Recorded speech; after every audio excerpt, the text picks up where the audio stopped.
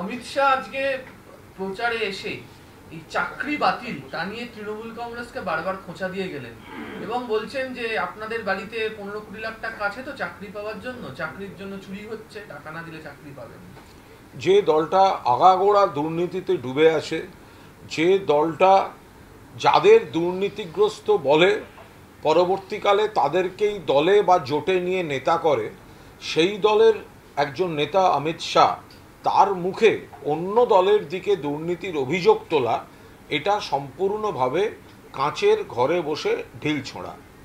আমরা খুব স্পষ্টভাবে বলছি, এই নিয়োগ মামলার বিষয়ে যে বা যারা অন্যায় করেছে তাদের শাস্তি হোক, যাদের যাদের চাকরি নিয়ে প্রশ্ন আছে সেটা তদন্ত হোক, কিন্তু যারা যোগ্য, যারা উপযুক্ত এবং যাদের নাম নিয়ে কোনো ডিসপিউট নেই, তাদের কেন অকারণে প্রশ্নের মুখে ফেলা হচ্ছে, তাদের কেন শাস্তির মুখে ফেলা হচ্ছে, এই জায়গাটায় দাঁড়িয়ে আমাদের স্পষ্ট বক্তব্য আছে। আমরা মনে করি আদালতের প্রতি পূর্ণ আস্থা সম্মান জানিয়েও আমরা মনে করি ভোট চলাকালীন এই স্পর্শকাতর সময়ে ইচ্ছাকৃতভাবে জট পাকিয়ে একটি ইস্যু তৈরি করার জন্য পরিস্থিতিটা এই দিকে ঠেলে দেওয়া হলো।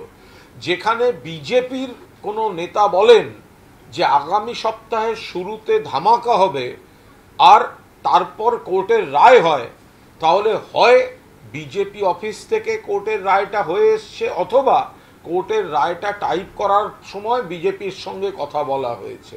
আমরা কোর্টকে সম্মান দিই, কিন্তু আমাদের এটা বুঝিয়ে দিন তদন্তের দায়িত্বে তো সিবিআই ছিলেন, যোগ্য অযোগ্য সিবিআই আলাদা করে দিল না কেন?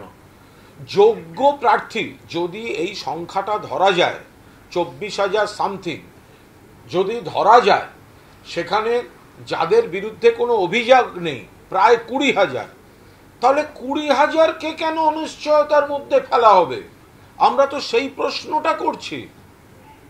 যারা অন্যায় করেছেন, এই চাকরির অনিয়মের সঙ্গে যুক্ত, প্রাক্তন মন্ত্রী হতে পারেন, যারাই হতে পারেন, তাদের বিরুদ্ধে যা ব্যবস্থা নেওয়ার ব্যবস্থা হোক।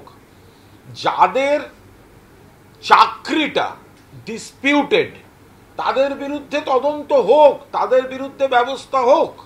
কিন্তু যে প্রায় 20,000 যারা কোনো ডিসপিউটে যুক্ত নন, যাদের প্যানেলে নাম থাকা নিয়ে কোনো ডিসপিউট নেই, যাদের চাকরি নিয়ে কোনো ডিসপিউট নেই, তাদেরকে কি করে আদালত শাস্তি দিতে পারেন? তাদেরকে কি করে আদালতের একটা রায় তাদের অনিশ্চয়তার মধ্যে ফেলতে পারেন? অমিত শাহরা এই ঘোলা জলটা কারা ঘোলা করলো, সেই ঘোলা জলে মাছ ধরার চেষ্টা করছেন, ঘোলা জলে মাছ ধরার চেষ্টা করছেন। ছাত্রছাত্রী কর্মপ্রার্থীদের আবেগ নিয়ে খেলছেন। যাদের মধ্যপ্রদেশের ব্যাপম কেলেঙ্কারির মতো ম্যাসিভ দুর্নীতি হয়, যাদের রাজ্যে রাজ্যে নানা কেলেঙ্কারির অভিযোগ, তারা ঘোলা জলে মাছ ধরার চেষ্টা করছেন। আমরা রাজ্য সরকার মাননীয় মুখ্যমন্ত্রী মমতা বন্দ্যোপাধ্যায়ের নির্দেশে, অভিষেক বন্দ্যোপাধ্যায়ের উদ্যোগে, ব্রাত্য বসুর হস্তক্ষেপে একটা ফর্মুলা তৈরি হচ্ছিল, যেখানে তদন্তর মতো চলবে এবং যোগ্যরা যাতে চাকরি পান।